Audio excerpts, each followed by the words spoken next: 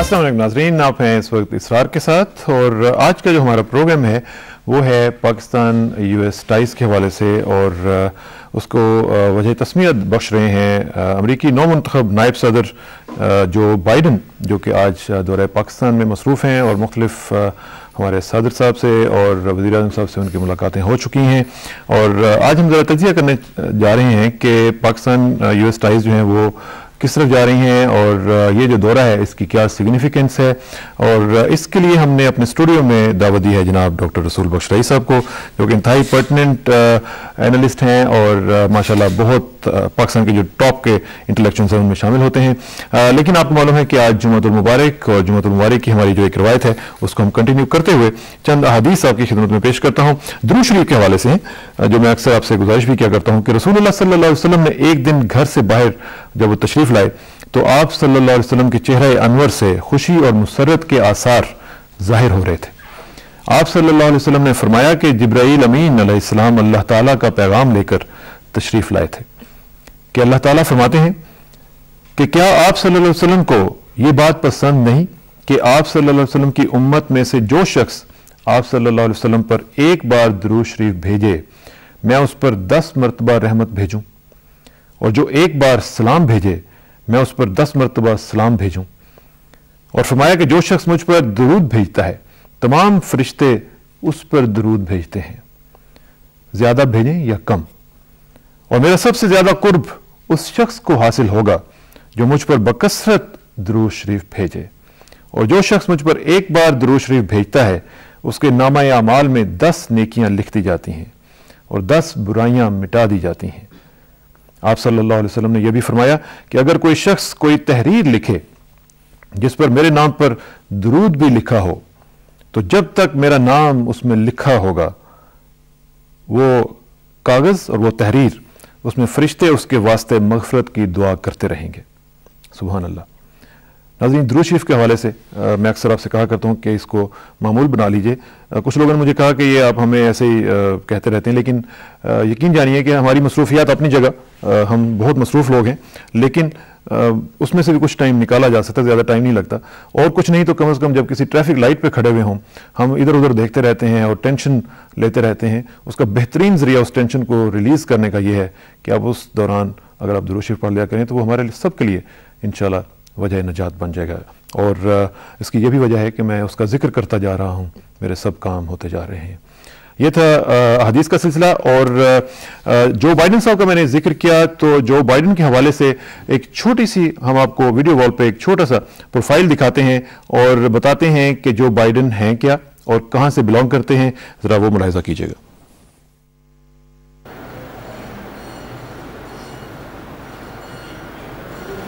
नाज़रीन, सेनेटर जो बाइडन का ताल्लुक अमरीकी रियासत डेलावेयर से है और अमरीकी रियासत डेलावेयर जो है ये first state of American federation भी कहलाती है और ये टाइनी सी स्टेट है, बिल्कुल छोटी सी है। जो लोग न्यूयॉर्क को जानते हैं, न्यूयॉर्क से अगर आप ट्रैवल करें I-95 जो आप ऊपर देख रहे हैं, 95 से जब आप आते हैं न्यू जर्सी टर्न पाइक से आप ट्रैवल करते हुए आप एंटर होंगे डेलावेयर में, और डेलावेयर का जो ब्रिज है डेलावेयर मेमोरियल ब्रिज उसको क्रॉस करेंगे और थोड़ी ही देर के बाद आप एंटर हो जाएंगे मैरीलैंड में। और मैरीलैंड में जब आप एंटर होंगे तो इसमें तकरीबन 10-1 मिनट का फासला लगेगा और डेलावेयर जो है वो ख़त्म भी हो जाएगी। और आप इसके साइज से देख सकते हैं कि बिल्कुल छोटी सी एक स्टेट है और इंतहाई अहम भी है क्योंकि ये फर्स्ट स्टेट कहलाती है अमेरिका में। और साथ साथ इसके आप देख रहे हैं कि ये मैरीलैंड है। मैरीलैंड से अगर आप आगे आएँ तो ये वाशिंगटन डीसी है और फिर वाशिंगटन डीसी के साथ वर्जीनिया आप देख रहे हैं। यहाँ पे ताल्लुक़ रखते हैं सेनेटर जो बाइडन। और जो बाइडन जो है उनके बारे में आपको मैं ये बताता चलूँ कि इंतहाई अहम सेनेटर हैं और जो सेनेट की फॉरेन रिलेशंस कमेटी है उसके चेयरमैन रहे हैं, अभी भी हैं, और जुडिशरी कमेटी के भी ये चेयरमैन रहे हैं। ये इसके अलावा मैं आपको मुख्तलिफ जो मैप्स हैं उसके अंदर भी मैं आपको बताऊंगा कि जो डेलावेयर है उसकी क्या इंपॉर्टेंस है। आप यहाँ से देख सकते हैं ये डोवर इनका शहर है, डेलावेयर का डोवर भी है। फिर ये साथ साथ आप देख रहे हैं ये पूरा इलाका जो है ये डेलावेयर का आपको नजर आ रहा है। विल्मिंगटन एक टाउन है न्यूयॉर्क के साथ, वो भी एक बड़ा इंपॉर्टेंट इनका टाउन है। इसके साथ साथ ये भी आपको बताता चलूँ कि जो सेनेटर जो बाइडन है इनका थोड़ा सा प्रोफाइल भी आपको बताता चलूँ कि ये 20 नवंबर 1942 को पैदा हुए स्क्रैंटन पेंसिल्वेनिया में, और 1972 से ये सेनेटर हैं और इंतहाई अहम सेनेटर हैं। इसके साथ साथ इनका जो तालीमी बैकग्राउंड है वो ये है कि इन्होंने अंडर ग्रेजुएट डिग्री जो थी वो ली 1965 में यूनिवर्सिटी ऑफ डेलावेयर से, लॉ डिग्री इन्होंने ली सायराक्यूज यूनिवर्सिटी 1968 में, और फिर ये इंतहाई यंग सेनेटर थे, 29 ईयर्स के थे जब ये 1972 में ये इलेक्ट हुए सेनेट के लिए। और फिर उसके बाद ये 5 इलेक्शंस जीत चुके हैं, 1978, 1984, 1990, 96 और 2002। इसके साथ साथ जैसे मैंने पहले कहा कि फॉरेन रिलेशंस कमेटी के चेयरमैन ये उसके मेंबर बने थे 1975 में। इसके अलावा सदारती उम्मीदवार भी ये रहे हैं 1988 से। उसके बाद जो इलेक्शन हुआ था 2008 का पिछले साल, वो आपने देखा कि उसमें भी ये प्रेसिडेंशियल कैंडिडेट थे। शादी इन्होंने की थी नीलिया हंटर से 1966 में, उनका इंतकाल हो गया 1972 में, और फिर इन्होंने दोबारा शादी की 1977 में। एक स्कूल टीचर हैं जिल जेकब्स, जो कि अभी भी उनकी वाइफ हैं, उनके साथ इन्होंने शादी की। इसके अलावा फॉरेन पॉलिसी के हवाले से इंतहाई अहम शख्सियत हैं, और अमेरिका में इनके बारे में कहा जाता है कि ये बाई पार्टीजनशिप के मास्टर हैं, और मुख्तलिफ पार्टीज़ को साथ लेके चलना इनके लिए बड़ा ही एक आसान काम समझा जाता है। एग्रीकल्चर जो कि डेलावेयर की मेजर इंडस्ट्री है, उसके भी ये एक्सपर्ट हैं, और इसके साथ साथ जैसे मैंने पहले कहा कि foreign relations committee, senate judiciary committee, और फिर साथ साथ एक ड्रग कॉकस है, उसके भी ये एक इंतहाई अहम चेयरमैन रहे हैं। वायलेंट क्राइम कंट्रोल और लॉ एनफोर्समेंट एक्ट ऑफ 1994 इन्होंने एक पास करवाया था, जो कि बाइडन क्राइम बिल भी कहलाता है। और उसके साथ साथ ये भी मैं आपको बताता चलूँ कि इन्होंने 100,000 कॉप्स यानी 1 लाख के करीब पुलिस वाले जो हैं वो इन्होंने हायर किए, और उनको उनकी स्ट्रीट्स के ऊपर वो लेके आने में कामयाब हुए। फिर इसके अलावा उनका एक जो है college affordability and creating chances for educational success for students, ये उन्होंने एक एक्ट पास किया। और इसके अलावा जो सबसे ज़्यादा मशहूर पाकिस्तान के हवाले से है वो है बाइडन लूगर बिल, जो कि 2008 में पास हुआ, और वो इसलिए अहम है कि उसमें पाकिस्तान की इमदाद $15 बिलियन तक करने के लिए इकदाम किए जाएंगे, और मजीद इकदाम जो हैं वो आज की जो उनका ट्रिप है उसके बाद मुतवक्को हैं। बाकी चलते हैं गुफ्तगू के लिए प्रोग्राम के बकिया हिस्से की तरफ। वेलकम बैक नाज़रीन, वंस अगेन ये आप प्रोफाइल देख रहे थे सेनेटर बाइडन का, और जो लोग अमेरिका को थोड़ा सा जानते हैं, मैंने I-95 का जिक्र किया था, तो थोड़ा सा एक्सप्लेन कर दूं कि वहाँ पे मुख्तलिफ जो रूट्स हैं उनके नंबर्स होते हैं। ये I-95 जो है ये इंटरस्टेट 95 रूट है जो न्यूयॉर्क से चलता है, और ये तकरीबन सारे अमेरिका की तरफ जाता है। और ये I-95 या I-85 इस तरह के मुख्तलिफ नंबर्स होते हैं जिनके वो एक्सप्लेन करना मैं समझ रहा था कि ज़रूरी है। डॉक्टर साहब, वेरी टाइनी स्टेट डेलावेयर, और आप जानते ही हैं कि फर्स्ट स्टेट है, उससे एक सेनेटर इलेक्ट होना, और मुझे याद है कि मैंने इनको देखा कि ये रोज़ाना वहाँ से डेलावेयर से ट्रेन के ऊपर डीसी जाते हैं, और इन्होंने डीसी में घर भी नहीं लिया। और ये मैं बताना शायद भूल गया था उस प्रोफाइल में कि ये सेकंड पुअरेस्ट सेनेटर हैं यूएस सेनेट के, और इसके बावजूद एक ज़बरदस्त इलस्ट्रियस करियर और फिर वाइस प्रेसिडेंट इलेक्ट हो जाना। आज उनका जो दौरा पाकिस्तान है उसकी क्या सिग्निफिकेंस है? उसकी 2 वजूहात की बुनियाद पर तो है। एक तो पहली बात यह है कि अमेरिका के अंदर एक डेमोक्रेटिक ट्रांजिशन हो रही है, और चंद दिनों की बात है कि ये फार्मली वाइस प्रेसिडेंट होंगे, और बाराक हुसैन ओबामा अमेरिका के प्रेसिडेंट होंगे। ये आपने हुसैन के ऊपर ख़ास फोकस किया इसलिए कि वो कहते हैं कि उनका ये नाम का हिस्सा है, अहम हिस्सा है। हमारा पहले ख्याल ये था कि गालिबन वो इसको डिसोन करेंगे, लेकिन उन्होंने डिसोन नहीं किया, वो उनके फॉर्मल नाम का हिस्सा रहेगा। तो जब जो बाइडन साहब को टिकट पे लिया गया था इलेक्शंस के दौरान, तो एक जो बात सामने थी बाराक ओबामा के, वो ये थी कि उनका खारजा अमूर में कोई तजर्बा नहीं था, और वो एक ऐसा रनिंग मेट ले आना चाहते थे जिसका कि वसी तजर्बा हो, ताकि जो उनके मुखालफीन है रिपब्लिकन पार्टी से, वो ये ना कह सकें कि ये जो टिकट है, टिकट में हम कहते हैं कि प्रेसिडेंशियल कैंडिडेट और उसका रनिंग मेट जो वाइस प्रेसिडेंशियल कैंडिडेट होता है, कि इस टिकट में ये खामी है, खुसूसन उस वक्त जबकि अमेरिका 2 जंगें लड़ रहा है, दहशतगर्दी के खिलाफ जंग लड़ रहा है, और जिस वक्त के अमेरिका को बाज़ मुल्कों में हदफ तनकीद भी बनाया जा रहा है। तो इसलिए जो बाइडेन साहब का जो तजर्बा है और जो फोकस रहेगा, मैं समझता हूँ कि खारजा पॉलिसी की तरफ रहेगा और वो एडवाइस देते रहेंगे।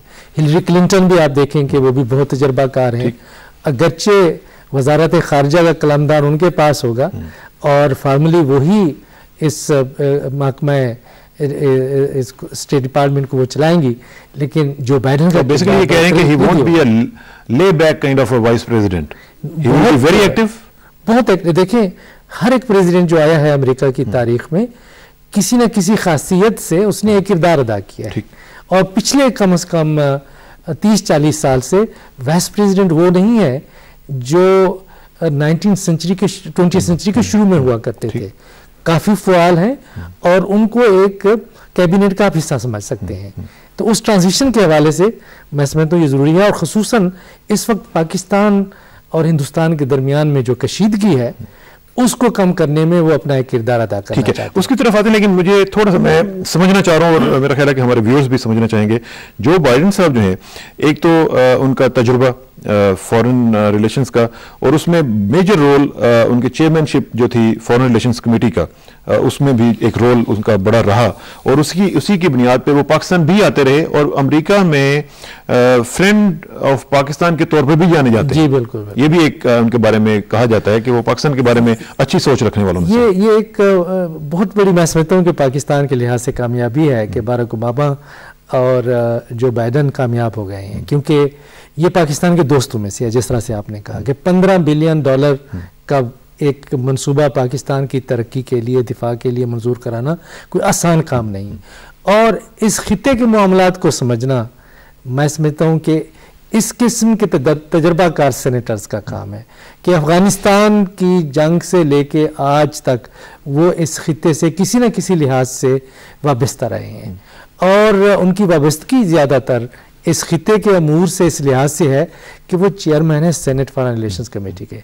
कि चेयरमैन होना किसी कमेटी का बहुत बड़ी बात होता है, वो सीनियरिटी की बुनियाद पर होता है, और उस पार्टी के सीनियर मेंबर को जाता है सेनेट में जो पार्टी सेनेट में अक्सरियत रखती है। अगर रिपब्लिकन पार्टी की अक्सरियत होती तो ये चेयरमैन ना होते। असूल ये होता है कि जो मेजॉरिटी पार्टी है, अक्सरियती पार्टी है, उसका सीनियर मेंबर उस पार्टी का, उस कमेटी का वो चेयरमैन होगा। और वो चूंकि फॉरेन रिलेशंस का भी उनका तजुर्बा है और साथ साथ उनका लॉ का भी तजुर्बा है, और जुडिशरी कमेटी के भी चेयरमैन रहे हैं, उस लिहाज से मेरा ख्याल है कि ये फॉरेन रिलेशंस और लॉ का कॉम्बिनेशन जब मिलेगा तो पाकिस्तान के लिए अच्छे कवानीन की उम्मीद की जा सकती है। देखिए एक अफराद जो हैं, मैं समझता हूँ कि मुल्कों के दरमियान ताल्लुकात में काफ़ी मुअस्सर किरदार अदा करते हैं, लेकिन इसके साथ हमें यह देखना चाहिए कि एक महदूद हद तक कि जहां तक उनकी अपने जाती असर का ताल्लुक है, जो उनका एक नुक्ता नजर है और एक वर्ल्ड व्यू है, उसके हवाले से बात करेंगे। इसी हवाले से चलते हैं जंग और बात करते हैं साबिक एम्बेसडर टू द यूएस बेगम आबिदा हुसैन साहबा से। बेगम साहब अस्सलाम वालेकुम जी। बेगम साहब वेलकम टू द शो। आपको हमने डिस्टर्ब किया, आप जंग में अपने गांव वगैरह में बैठी हुई होंगी, लेकिन सॉरी टू बॉदर यू। मुझे ये बताइएगा कि आज हम बात कर रहे हैं बेगम साहबा जो बाइडेन के दौरे पाकिस्तान के हवाले से, और देख रहे हैं कि एक तो ये चीज़ कि इसकी सिग्निफिकेंस के हवाले से मुझे बताइएगा, दूसरा थोड़ा सा बताइएगा इसकी टाइमिंग जो है, अभी उन्होंने ओथ भी नहीं लिया है और वो पाकिस्तान का दौरा कर रहे हैं, इसकी मुझे दोनों चीज़ें बताइएगा, सिग्निफिकेंस एंड द टाइमिंग। देखिए जी, सेनेटर जोसेफ बाइडेन, हम सब जानते हैं कि इस वक्त वाइस प्रेसिडेंट इलेक्ट बाइडेन है, तो उनका यहाँ पे आना पाकिस्तान में साफ जाहिर है कि इंडिकेट करता है कि यूनाइटेड स्टेट्स के मौजूदा जो इनकमिंग एडमिनिस्ट्रेशन है उसके लिए पाकिस्तान इज एक्सट्रीमली इम्पोर्टेंट। ठीक, दूसरी बात ये है कि उनके यहाँ अपने हलफ लेने से पहले जैसे आपने फरमाया, यहाँ आने से वो इस अज़म का इजहार कर रहे हैं कि वो जनूब एशिया में अमन कायम करने में एक कलीदी किरदार अदा करने का इरादा रखते हैं। हमने सुना दौरान इलेक्शन कैंपेन के प्रेसिडेंट ओबामा बार बार जिक्र करते थे कि जनूब एशिया एक न्यूक्लियर फ्लैश पॉइंट है, इसमें अमन कायम करना बहुत जरूरी है। और वो यहाँ तक गए कि उन्होंने एक से ज्यादा मर्तबा कहा कि कश्मीर जो है वो इंडो पाकिस्तान डिस्प्यूट की बुनियाद है और इस बुनियादी इश्यू को हमने सुलझाना है। तो पाकिस्तान के नुक्ता निगाह से तो ये बड़ी खुशाइंद बात है कि सदर ओबामा जो कि चेंज का वादा, तब्दीलियां लाने का वादा अपने मुल्क के लिए करके आए इक़्तिदार में, और दुनिया भर में एक खुशी की लहर दौड़ी, क्योंकि जो अमेरिका की जंगजू पॉलिसियां रही हैं दुनिया में मकबूल नहीं रही। और इसलिए अब जबकि ये तब्दीली की अलामत सदर ओबामा एक जनूब एशिया में भी तब्दीली लाना चाह रहे हैं, अमन की तब्दीली और कश्मीर का मसला हल करवाना चाह रहे हैं, तो हम समझते हैं कि ये पाकिस्तान के लिए एक बड़ी खुश आइंद बात हो सकती है और हमें इसका खैर मकदम करना चाहिए। अच्छा बेगम साहब, एक चीज मैं जरा मॉनिटर कर रहा था इंडियन मीडिया को, और उसमें वो बेसिकली ये कह रहे थे कि ये इंडिया का प्रेशर है कि उन्होंने अमेरिकन एडमिनिस्ट्रेशन को इतना प्रेशराइज किया है कि उन्हें भेजना पड़ा vice president elect Joe Biden साहब को पाकिस्तान में, ताकि वो एक थिंग्स टू डू जो लिस्ट है वो लेके आए, और वो हमारे प्रेशर के ऊपर आ रहे हैं। क्या ये समझना दुरुस्त होगा या पाकिस्तान की वैसे एक सिग्निफिकेंस और इम्पोर्टेंस है? हर रियासत का मीडिया जो है वो स्पिन करता है अपने रियासत के तकाज़ों के हक में, और इंडियन मीडिया तो खासा नोटोरियस है कि जहां तक उनकी खारजा पॉलिसी का ताल्लुक है तो तमाम इंडियन मीडिया जो है वो साउथ का जो साउथ ब्लॉक है उसकी सोच की यकसुई से तर्जुमानी करता है। तो वो अगर इस पे ये स्पिन लगा रहे हैं कि ये उनकी महारत है या उनकी डिप्लोमेसी की महारत है जिसके बायस vice president elect Joseph Biden जनूब एशिया आ रहे हैं या पाकिस्तान आ रहे हैं, तो ये अब हर रियासत को हक हासिल है कि वो पॉजिटिवली देखे और अपनी नुक्ता निगाह से देखे। जो पाकिस्तान का नुक्ता निगाह है, मैं समझती हूँ कि हम मस्बत इस वक्त पोजीशन में है, और अमेरिकन लीडरशिप जो कि बहुत अरसा दराज से इंडो पाकिस्तान इश्यूज में दिलचस्पी लेने के लिए तैयार नहीं थी, अब इस वक्त वो एक आर्बिटर का रोल जो है वो इख्तियार करने में तैयार है। ये पाकिस्तान के लिए मस्बत बात है। ठीक है। और दूसरा मुझे आखिर में ये बताइएगा बेगम साहबा कि वाइस प्रेसिडेंट और प्रेसिडेंट ओबामा जब आ जाएंगे ऑफिस में, तो क्या हम ये समझने में हक बजानिब हैं कि वहां पे दो ऐसे लोग मौजूद होंगे कि जो पाकिस्तान का नुक्ता नजर कम से कम समझने की कोशिश करेंगे, और पाकिस्तान को कम से कम ये जो जिस तरह जो बाइडेन के बारे में कहा जाता है कि पाकिस्तान की सेंसिटिविटीज को समझते हैं, तो क्या हम समझ सकते हैं कि वहां पे एक दोस्त हमें मुयस्सर होगा? देखिए, पहली बात यह है कि सदर ओबामा पाकिस्तान आ चुके हैं अपनी तालिब इल्मी और जवानी के जमाने में एक से ज्यादा मर्तबा। वो यहाँ पे हमारे पाकिस्तानी वे ऑफ लाइफ को उन्होंने देखा हुआ है, पसंद भी किया है। उनके चंद दोस्त पाकिस्तानी भी कॉलेज में रहे हैं उनके साथ, तो उनको वो ऑलरेडी पाकिस्तान के बारे में उनके मालूमात है। मसलन जॉर्ज डब्ल्यू बुश तो पाकिस्तान सदर बनने से पहले कभी आए नहीं थे, और उनकी कोई पाकिस्तान में पुरानी दोस्तियां यादियां भी नहीं थी। तो ये इट्स अ हेड स्टार्ट सदर ओबामा के साथ विच पाकिस्तान हैज। दूसरी बात ये है कि सेनेटर जोसेफ बाइडेन क्योंकि सेनेट फॉरेन रिलेशंस कमेटी के हेड रहे हैं, और चूंकि पाकिस्तान फ्रंटलाइन स्टेट रहा है दहशतगर्दी के पीरियड में, ये एंटी टेरर वॉर दहशतगर्दी के खिलाफ जंग के दौरान, तो और हमें नॉन नेटो एलाय का स्टेटस भी दिया गया।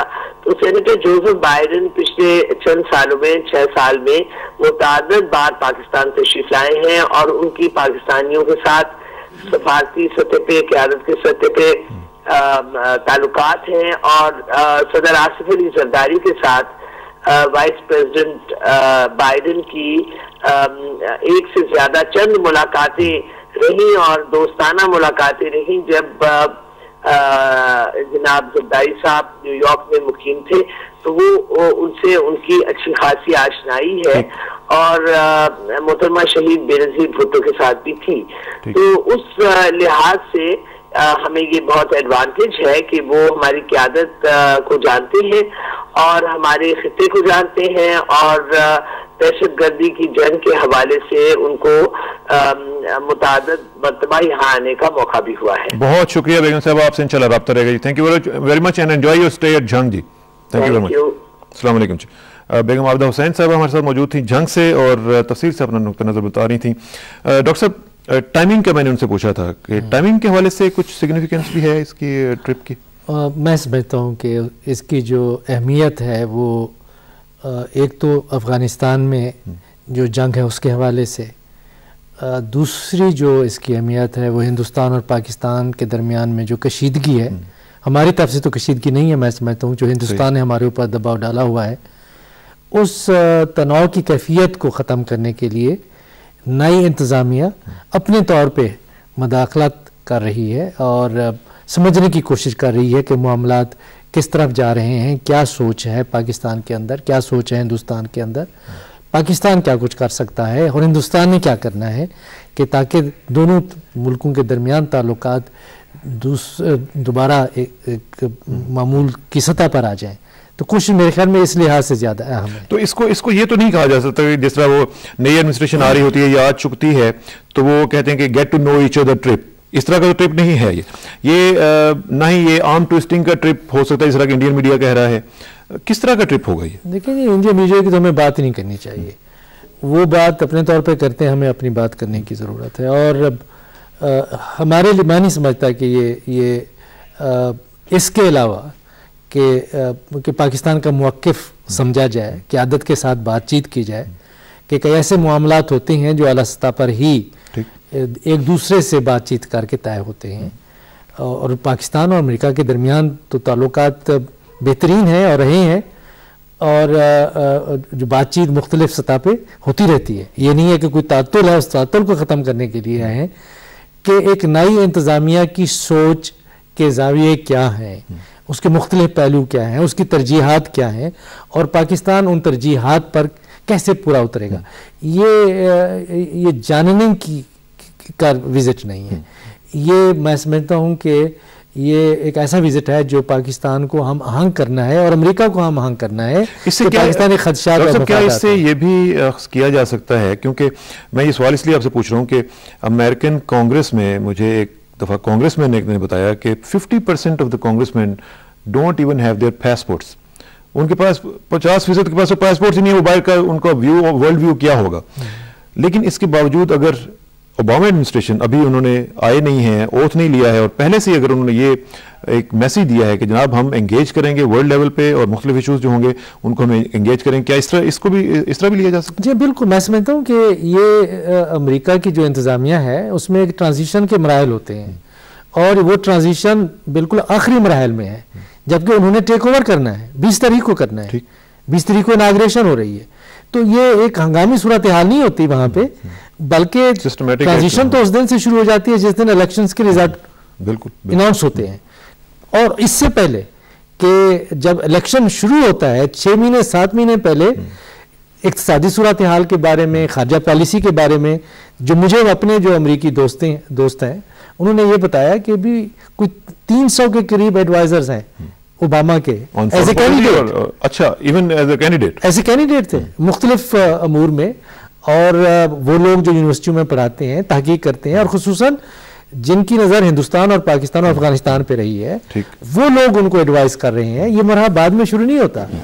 और जो उन्होंने कश्मीर के बारे में एक बात कही थी वो ऐसे तो नहीं कही थी, अगर किसी ने एडवाइस किया था कि उसके बाद फिर सुनाई नहीं दी वो वैसे बात। देखिए वो इलेक्शन के तकाजे और जो मौका होता है वो मुख्तलिफ होता है और हम तवक्को ज़रूर करते हैं और इस तरह से पाकिस्तान की जो क़यादत है, हम सब लोगों को मिलकर बात करनी है कि जब तक कश्मीर का मसला हल नहीं होगा। ये मैं आपसे पूछने वाला था कि क्या इस दौरान, ये जो ट्रिप है उनके दौरान, हम उन्हें, हमारे जो लोग हैं उन्हें कहना चाहिए कि जनाब जो आपने कश्मीर के ऊपर बात की थी ओबामा साहब ने, उसको थोड़ा सा आगे भी बढ़ाएं। एक बात जरूर करनी चाहिए अमेरिकनों को, वो ये है कि हो सकता है ये पाकिस्तान से गए हों और जिस तरह से कुछ मालूमात आई हैं कि कसाब का ताल्लुक पाकिस्तान से है, तो ये तो हो सकता है कि दहशतगर्दी तो यहाँ पाकिस्तान में रोज़ाना का मामूल बन चुकी है, और हम वो जो अमेरिका की सर्द जंग थी और उसके तकाजे थे, उसकी जो बाकियात हैं वो पाकिस्तान को और पाकिस्तान के मुआशरे को मुतासर कर रही हैं। लेकिन हिंदुस्तान की जो अपनी एजेंसियां हैं पाकिस्तान के अंदर दहशतगर्दी करवाती रही उनका भी एक रोल है, और उनका दहशतगर्दों से ताल्लुक भी है पाकिस्तान और उसके फुटप्रिंट्स हमारे पास मौजूद हैं और उसके डॉक्यूमेंट्री प्रूफ्स भी हमारे पास मौजूद हैं। तो लेकिन इसी सिलसिले में बात करते हैं, हमारे साथ साबिक सेक्रेटरी खारजा जनाब तनवीर अहमद खान साहब मौजूद हैं। तनवीर साहब अस्सलाम वालेकुम जी। अस्सलाम वालेकुम। तनवीर साहब, मुझे ये बताइएगा कि आप बड़ा माइन्यूटली इन चीज़ों को देखते हैं। आज जो बाइडन साहब यहाँ पे आए हुए हैं, वाइस प्रेसिडेंट इलेक्ट जो बाइडन, और दौरा पाकिस्तान की टाइमिंग के हवाले से बात कर रहे हैं, सिग्निफिकेंस के हवाले से बात कर रहे हैं, आपका पूरा एक्सपीरियंस जो है उसकी नज़र सामने रखते हुए मुझे बताइएगा कि आप इस पूरे दौरे को किस तरह देख रहे हैं जी। देखिए, दो तीन चीजें हैं जो बड़ी वाज़ेह है। एक तो जो बाइडन जो है, इनका बहुत पुराना तजुर्बा है खारजा अमूर के बारे में। उन्होंने बहुत अपनी जो कांग्रेशनल लाइफ है, बहुत तवील उनकी जो मेंबरशिप है, ठीक, उसमें इन्होंने बहुत तवज्जो दी है इंटरनेशनल अफेयर्स पे, तो उनकी एक एक्सपर्टीज है। एक तो ये बात है। दूसरे ये कि ये पिछले एक साल 1.5-2 सालों में जो पाकिस्तान के बारे में जो एक बहस वहां चलती रही है, उस पर इनका बड़ा मस्बत एक रवैया रहा है। बहुत से लोग तो ये सिर्फ ये है कि इल्जाम तराशी करते रहे हैं या पाकिस्तान से मुतालबात करते रहे हैं कि do more and do more. इनका जो था नुक्ता नजर वो मुख्तलिफ था कि ये कह रहे थे कि ठीक है कि पाकिस्तान से हमें मुतालबा करना चाहिए ज्यादा कोशिश का, लेकिन पाकिस्तान की कैपेसिटी को भी बिल्ड करना चाहिए। और जैसा कि आप जानते हैं कि ये ऑथर है कि पाकिस्तान के लिए एक बहुत बड़े पैमाने पे इमदाद जो कई बरस तक जारी रहे उस इनिशिएटिव के। तो अब इस वक्त आपने फरमाया कि उनका ये आने का वक्त है। देखिए, एक तो ये है कि नया एडमिनिस्ट्रेशन आने वाला है, फिर इस इलाके में जो सूरत हाल है वो भी बहुत गंभीर हो गई है। ये बंबई में एक हादसा हुआ, सानहा हुआ, उस पे जो हिंदुस्तान का जो रद्द अमल है उससे आलमी बरादरी में भी एक तशवीश पाई जाती है कि मामला जो है वो हाथ से ना निकल जाएं। उसमें हिंदुस्तान को पैसिफाई करने की कोशिश भी की गई है कि हम आपकी मदद करेंगे, आपके साथ हैं। ये रिचर्ड बाउचर साहब ने अभी दिल्ली में जाके भी कहा कि हम आपकी पूरी मदद करेंगे।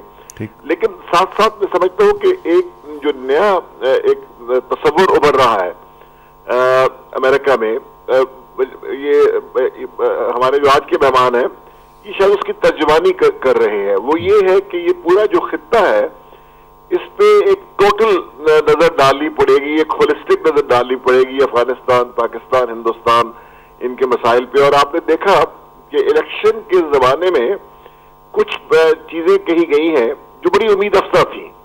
अब ये जरूरी नहीं है कि वो उम्मीदें पूरी हो। मशरिक वस्ता के बारे में ओबामा साहब ने कहा कि मैं एक नया इनिशिएटिव लूंगा। अब इजरायली लॉबी लेने देती है नहीं लेने देती है वो उसका तो इंतजार करना होगा। लेकिन बहुत अरसे के बाद एक इस आला सतह पे कश्मीर की बात भी हुई जो हिंदुस्तान को नागवार गुजरी, और जो इंडियन लॉबी है वो उस वक्त से उसको डिमोलिश करने की कोशिश कर रही है, कश्मीर से मामलात को डीलिंग करने की कोशिश कर रही है। तो ये समझता हूँ कि उनका इस वक्त जो आना है यहाँ और हमारी आला तरीन क़यादत से जो बातचीत है ये एक खुशगवार चीज है। बहुत इसमें तनवीर साहब एक चीज जो है वो बड़ी इंपॉर्टेंट है कि आज प्राइम मिनिस्टर गिलानी साहब ने एक स्टेटमेंट दी है और उन्होंने कहा है कि अमेरिका और मगरिब दोनों को हमारी सेंसिटिविटीज का भी ख्याल रखना चाहिए। और इसमें मेरा ख्याल है कि वो हक बजानिब है कि वो इस तरह का मुतालबा करें। आपने इस तरह कश्मीर की बात की है कि कश्मीर पे अगर खुदा न खास्ता इंडियन लॉबी वो इनिशिएटिव जो है रुकवाने में कामयाब हो जाती है तो फिर वो हमारी सेंसिटिविटीज का ख्याल नहीं रख रहे हैं। ये बहुत बुनियादी बात है। आप मुझसे बहुत बेहतर जानते हैं कि ये आलमी सतह पे कोशिश की गई है कि ये दहशतगर्दी का जो एक चर्चा है कि इसको जो कॉजेज है, जो रूट कॉजेज है, उनसे डिस्कनेक्ट करने की, यानी एक वसीओ अरीज एक लॉबी है दुनिया भर में फैली हुई जो ये बात फैलाती रही है कि ये जो वायलेंस है या दहशतगर्दी है ये इस्लाम की इंट्रिंसिक एक क्वालिटी है, इस्लाम का एक जरूरी जुज्व है और ये एक रुझान है जो इस्लाम की, जब तक इस्लाम की खुद रेफॉर्मेशन न की जाए तो इससे ओहदे बरा हम नहीं हो सकते हैं। तो ये बहुत अच्छी बात है कि प्राइम मिनिस्टर साहब ने याद दिलाया है कि देखिए तमाम वाकयात का एक पस मंजर है, एक तारीखी पस मंजर है और इस रीजन में एक नई पैदर पे फलस्तीन के साथ जो 60 बरस से हो रहा है, जो आज भी हो रहा है, सिक्योरिटी काउंसिल की रेजोल्यूशन के बावजूद वो उसको वो रद्द करते हैं और वो उनकी कैबिनेट ने फैसला किया है कि हम अपना जो कैंपेन है वो जारी रखेंगे। कश्मीर का भी 7 बरस पुराना बेइंसाफी का, बेपरा तशद्दुद का, स्टेट टेररिज्म की एक दास्तान है, तो उसका भी एक रद्द अमल तो होता है और ये जरूरी है कि वक्त अपने मगरबी दोस्तों को याद दिलाए कि जो रूट कॉजेज हैं इनको हल करना भी जरूरी है। महज सिर्फ एक प्यूरेटिव मेजर से या मिलिट्री मेजर से ये मामला तय नहीं होंगे। बिल्कुल ठीक कह रहे हैं आप और तनवीर साहब आपसे इंशाल्लाह रब्ता रहेगा। Thank you very much for your input जी, बड़ी मेहरबानी। तनवीर अहमद खान साहब साबिक सेक्रेटरी खारजा हमारे साथ मौजूद थे। डॉक्टर साहब उन्होंने रूट कॉजेज की बात की है जी। और ये रूट कॉजेज की हम उनकी तरफ से कभी हम ये नहीं सुनते हैं कि जी इजराइल की वजह से वहां पे जो कुछ हो रहा है। आप देखें ना, जहां पे 1/3 बच्चे मर जाएं और फिर आप कहें कि जी वहां पे टेररिज्म हो तो वो हक बजानिब नहीं होगा, तो इस तरह की जो रूट कॉजेज हैं कश्मीर में जो कुछ हो रहा है उसकी तरफ तो ये लोग जाते नहीं। बिल्कुल, ये तो देखें ये हमारे इदारों का एक फ़र्ज़ बनता है जो हुकूमत के इदारे हैं ख़ुसूसी तौर पर, और हमारी सियासी जमातों का, हमारी जो क़यादत है तमाम मुसलमान ममालिक में, कि वो एक मौसर तरीके से एक कमिटमेंट के साथ और इंटेग्रिटी के साथ कि एक वाबस्तगी हो एक काज के साथ कि इन मसाइल को हमने हल करना है। ये मसाइल का जो तूल पकड़ना है, कश्मीर का मसला हो या फ़लस्तीन का मसला हो, उस तूल पकड़ने से हमारे मुआशरे अंदर से खोखले हो गए हैं, हमारी ताकत अंदर से कमज़ोर हो गई है कि हम एक दूसरे के साथ फिर इत्तेफाक नहीं कर सकते कि मुमकिना हल क्या हो सकते हैं, बातचीत के नमूर के ऊपर हो सकती है। और दूसरी बात यह है कि फिर जो मगरब है उसके दरमियान और मुसलमान ममालिक के दरमियान एक जो फासला है खलीज बहुत वसी हो गई है, क्योंकि वो तो इजराइल तो एक बच्चा बगल है। जिस तरीके से उसको उसकी बुनियाद रखी गई और जिस तरह से उसको खुला छोड़ दिया गया है कि जो मर्जी है, अभी आप देखें ना कि यूएन रेजोल्यूशन आई है और डिस्पाइट दैट रेजोल्यूशन ये इंसान ही नहीं समझते कि जो कुछ फ़लस्तीन में हो रहा है, बच्चों को देखें, औरतों को देखें, और ये आज तो नहीं हो रहा, 60 साल से उनके घरों से निकाल रहे हैं।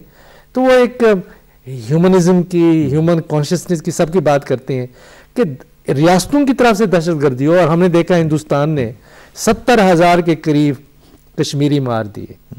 और फिर इसमें आखिर मसले हल नहीं करेंगे, रियासती दहशतगर्दी उस तरीके से रहेगी, तो क्या हमारे मुआशरों के अंदर जो रवैये हैं हमारी क़यादत के बारे में, हमारे इदारों के बारे में और जो बाहर की दुनिया है उसके बारे में, वो तो बिल्कुल शिद्दत पसंदाना है। बड़ी एक अजीब सी बात है, बल्कि कुछ लोग इस पे अजीब वो सीखपा भी होते हैं। और हमने अक्सर देखा है कि वहाँ पे वेस्ट में, अमेरिका में अगर कोई बच्चा सड़क पे आ जाए तो ट्रैफिक की सारी रुक जाती है उस बच्चे को बचाने के लिए, और अगर वो फ़लस्तीनी बच्चा हो फ़लस्तीन के अंदर तो उसको आप आराम से जाके मार देते हैं और विद इम्प्यूनिटी, और आपको पूछने वाला भी कोई नहीं, और यूएन रेजोल्यूशन आती है, despite that resolution you are killing them. अच्छा, एक चीज़ मुझे बताइएगा डॉक्टर साहब कि अगर पाकिस्तान अमेरिकन टाइज को हम देखते हैं, अगर हिस्ट्री में भी थोड़ा जाके देखें तो बड़े विसिसिट्यूड्स हैं, ऊपर नीचे जाके जनाब हिस्ट्री ऑफ बिट्रेयल भी कहा जा सकता है इसको। आज नई एडमिनिस्ट्रेशन आ रही है, हमारे ताल्लुकात कहाँ पे खड़े हुए?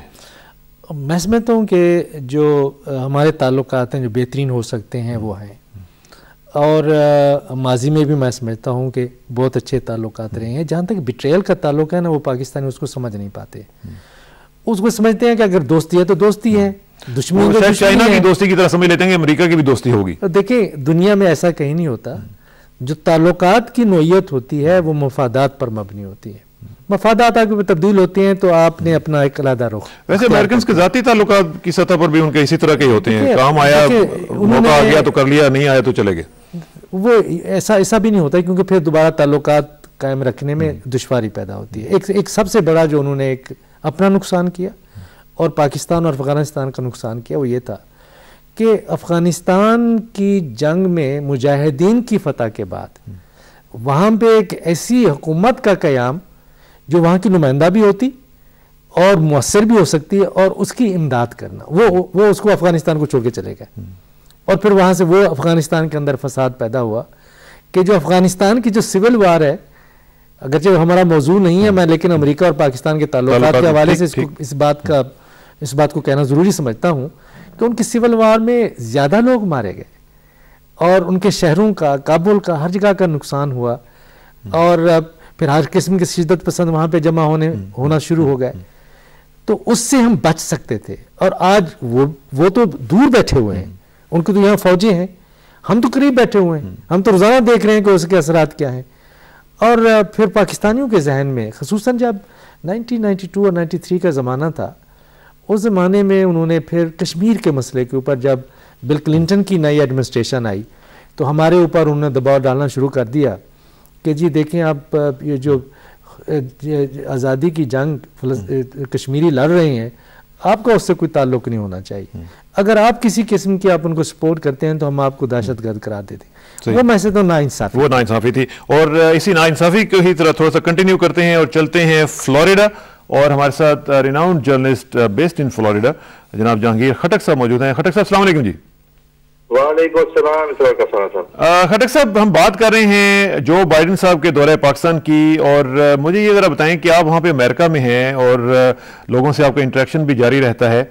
इस वक्त नई एडमिनिस्ट्रेशन ने अभी तक अपने आप को इंस्टॉल नहीं किया है, उससे पहले जो बाइडेन का दौरा है पाकिस्तान, फिर इंडिया के साथ पाकिस्तान की टेंशन, ये सारी चीज़ों को आप किस तरह देख रहे हैं? जो लोग आपके साथ इंटरेक्ट करते हैं वो इसको किस तरह देख रहे हैं? देखिए, दौरा जो है ये यकीनी तौर पर इंतहाई अहमियत का हामिल है। उसकी वजह यह है कि ये एक ऐसे मौका पर आ रहा है जब बराक ओबामा की हल्फबर्दारी की तकरीब के दिनों सिर्फ 11 दिन रह गए और इनके साथ जो लोग आए हैं वो भी इंतहाई अहम लोग हैं। जॉन कैरी सेनेट की फॉरेन रिलेशंस कमेटी के नए चेयरमैन हैं इस वक्त, गरचे जो बाइडेन है, लेकिन जब जो बाइडेन हल्फ उठा लेंगे तो जॉन कैरी उनकी जगह लेंगे।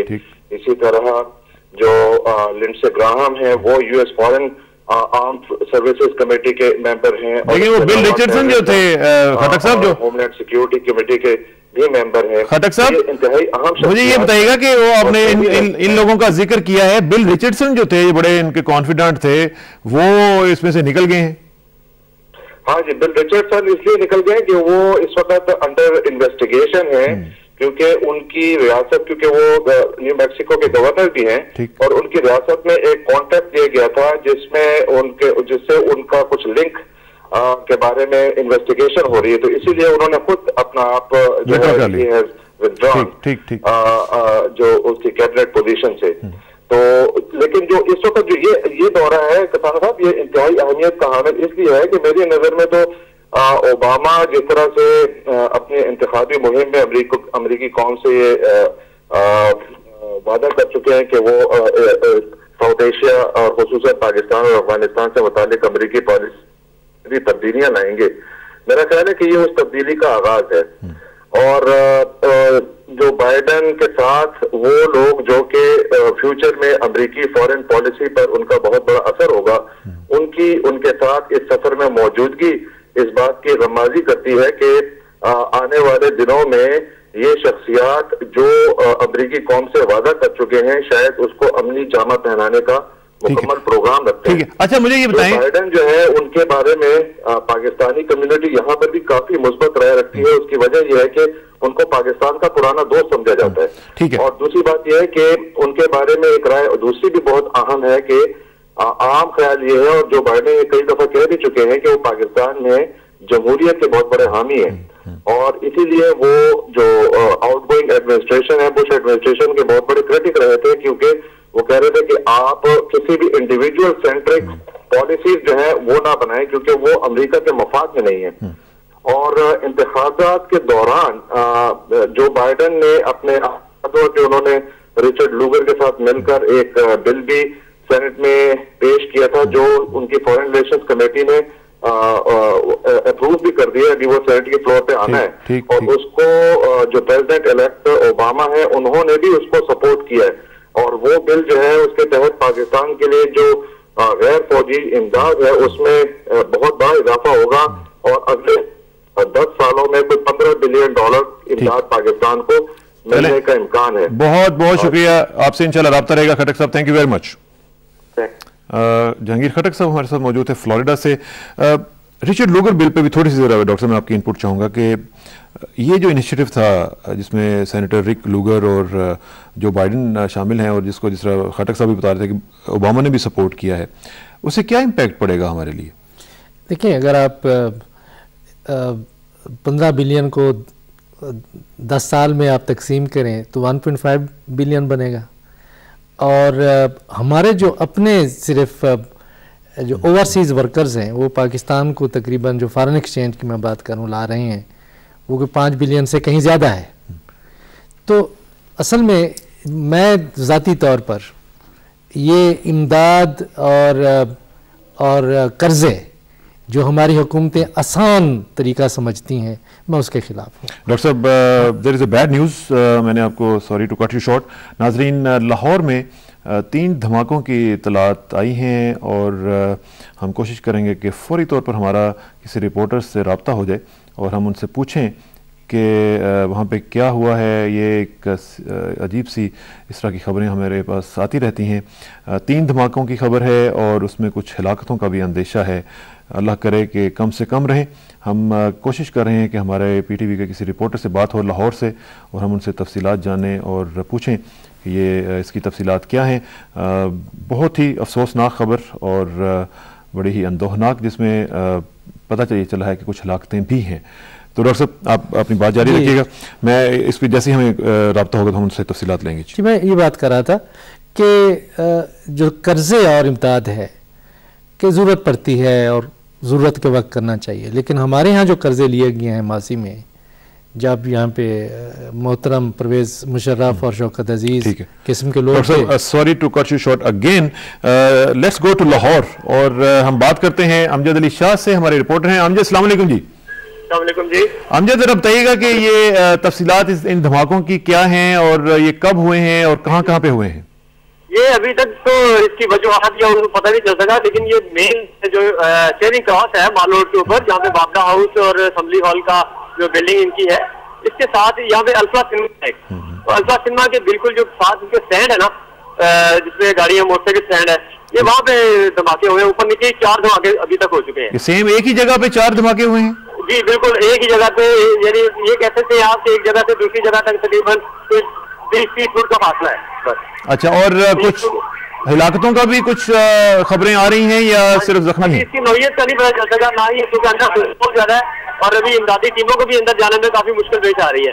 अभी पुलिस इंतजामिया और जितनी सिक्योरिटी है बाहर खड़ी हुई है और उनको सब पीछे हटाया जाए, अभी किसी को अंदर जाने की भी इजाजत नहीं दे रहे हैं। ठीक है, लेकिन ये बताइएगा कि कुछ हिलाकतों का भी अंदेशा है? जी बिल्कुल, क्योंकि ये थिएटर है बाकायदा, मुहर्रम की वजह से थिएटर में ये बंद रहते हैं और आजकल इसमें नई शोज हो रहे होते हैं, लेकिन उसके बावजूद ये इलाका जो है ना बड़ा एक गुंजान आबाद है, जहाँ पे हर वक्त स्टॉल्स लगे होते हैं मुख्तलिफ खाने पीने की चीजों के, और ये सारा जो इसकी सर्विस है ना खासतौर पे, वहाँ पे काफी लोग खड़े होते हैं। यानी हर वक्त हम कह सकते हैं 150-200 के करीब ये रेडी वाले और कुछ उनके साथ खाने पीने वाले 200-300 के करीब अफराद यहाँ पे मौजूद होते हैं। और ये भी बताइएगा कि ये जो लोकेशन है मॉल रोड के साथ है और अल्फला सिनेमा है, जहाँ पे जाहिर है आप बता रहे हैं कि लोग भी खड़े हुए होते हैं, और इस वक्त वहाँ पे क्या सिचुएशन है? लोग वहाँ पे अभी भी हैं या और वहाँ से लोग चले गए हैं? और इमरजेंसी जो स्टाफ है वो क्या वहाँ पे मौजूद है सारा? हाँ जी, इमरजेंसी स्टाफ जो है जितना वो इमदादी टीमें जो रेस्क्यू की और बम डिस्पोजल जो यूनिट्स हैं वो लोग भी आ गए हैं यहाँ पे, वो 7 कार्रवाई अपनी शुरू कर दी है उन्होंने, लेकिन लोगों की जो तादाद है वो काफी ज्यादा है। कुछ लोग ये सुन के ना एक हैरेसमेंट का शिकार होते हैं, वो देखने आ जाते हैं कि जी क्या हुआ, तो पुलिस उनको पीछे हटा रही है काफी। ठीक है, और जख्मियों के बारे में कुछ पता चला आपको? जी, जख्मियों के बारे में कुछ पता चला कि उनको? नहीं जी, अभी तक किसी किस्म का कोई नहीं आ रहा, क्योंकि वो धुआं बहुत ज्यादा उठता है वहाँ पे। और इमदादी टीमों को अभी जब तक अंदर नहीं जाने देते तब तक कोई सूरत वादे नहीं होगी। और मुझे ये बताइएगा कि एक दफा फिर थोड़ा हमारे नाजरीन के लिए जरा बताइएगा तफसीलात इसकी कि ये किस वक्त हुआ है और कहाँ पे हुआ है, ताकि हमारे जो लोग अभी हमें ट्यून इन कर रहे हैं उन्हें भी पता चल जाए। ये तकरीबन भी से 15 मिनट का 20 मिनट का फायर हाउस से पहले हुए धमाके। ये ऊपर नीचे 4 धमाके हुए जी। और ये माल रोड पे वाकया अल्फा बिल्डिंग है, एक बड़ी मशहूर बिल्डिंग है ये, जहाँ पे साथ ही अल्फा सिनेमा भी है। और ये लोकेशन इसकी ऐसी है कि इसमें वादा हाउस, पंजाब असेंबली की बिल्डिंग और ये पूरी बिल्डिंग जो है ये पूरा चौक यहाँ पे मौजूद है ये। और इस जगह पे ये धमाका हुआ है इसके स्टैंड के ऊपर, जिनके मोटरसाइकिल गाड़ियां जहाँ खड़ी करते हैं वहाँ पे स्टैंड पे धमाके हुए ऊपर नीचे अभी तक, जो इतला जो पुलिस और रेस्क्यू हमें दे रही है। आप इस वक्त क्या देख रहे हैं, वहाँ पे लोगों का रश है, किस तरह लोग वहाँ पे बिहेव कर रहे हैं? लोगों का काफी रश है जी। ईटी वाले गाड़ियां उनकी भी खड़ी हैं, पुलिस एमरजेंसी खड़ी हैं, रेस्क्यू के लोग खड़े हैं और पुलिस के जो अफसरान हैं वो आगे में, ट्रैफिक वार्डन के लोग जो है वो शेड्यूल को कंट्रोल कर रहे हैं। साथ साथ अनाउंसमेंट की जा रही है लोगों को कि आप लोग इकट्ठे ना हो, साइड पे हो जाए। इस तरह से काम अभी आपकी किसी ऑफिशियल से बात हुई है, कोई रेस्क्यू आदमी से बात हुई है, किसी पुलिस वाले से बात हुई है कि जो अंदर जा चुका हो, देख चुका हो कि हिलाकतों का तो कहीं सिलसिला नहीं है वहाँ पर? अभी नहीं जी, रेस्क्यू से बात हुई थी, वो कह रहे हैं जी अभी तक हम ये कुछ नहीं कह सकते क्योंकि अभी हमें अंदर नहीं जाने दिया जा रहा। लेकिन क्या आपने एम्बुलेंसेज देखी है? 2-4 मिनट में क्या आपने एम्बुलेंसेज मुझे बताइएगा, क्या एम्बुलेंसेज को आपने देखा है कि वो जख्मियों को वहां से निकाल के हॉस्पिटल की तरफ जा रही हो?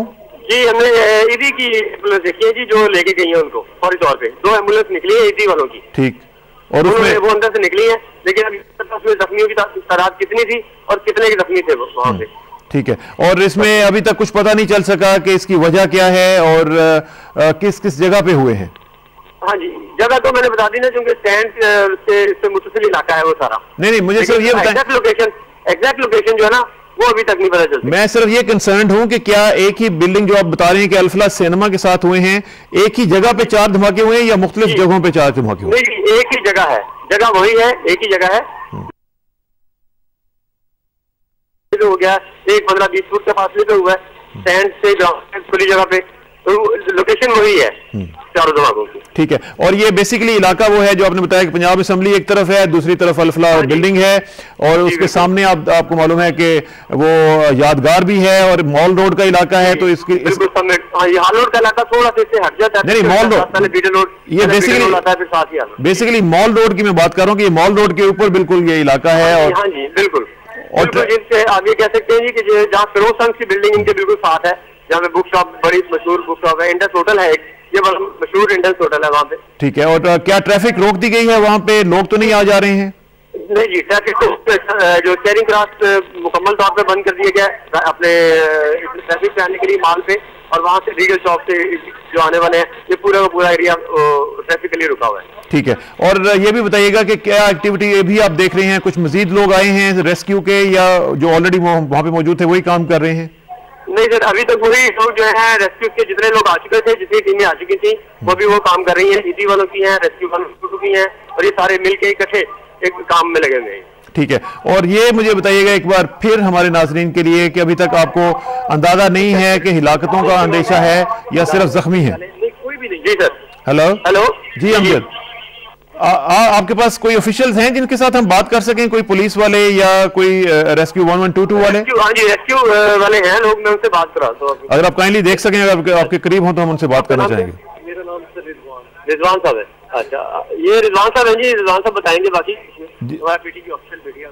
जी रिजवान साहब अस्सलाम वालेकुम। हेलो रिजवान साहब अस्सलाम वालेकुम। जी जी सर। जी रिजवान साहब, आप इस वक्त ऑन एयर हैं, लाइव हैं, मुझे बताइएगा कि आपने कुछ हलाकतें तो नहीं देखी इस हादसे में? नहीं सर, ऐसा कुछ भी नहीं है। यहाँ पे जो ज्यादा मेजर ब्लास्ट नहीं थे, ये आराम से, यानी कि पहले फर्स्ट ब्लास्ट हुआ, उसके बाद यहाँ पे लोग भागना शुरू, अफरा तफरी हो गई है, और उसके बाद 2 और 3 ब्लास्ट और हुए हैं उसके बाद, लेकिन कोई कैजुअलिटी नहीं है।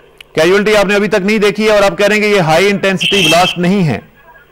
जी, यहाँ पे अभी फिलहाल कोई कैजुअलिटी नहीं है। अच्छा, मुझे ये बताइएगा कि कुछ जो जख्मी हैं खुदा न खास्ता, उनके लिए आप क्या कर रहे हैं वहाँ पे?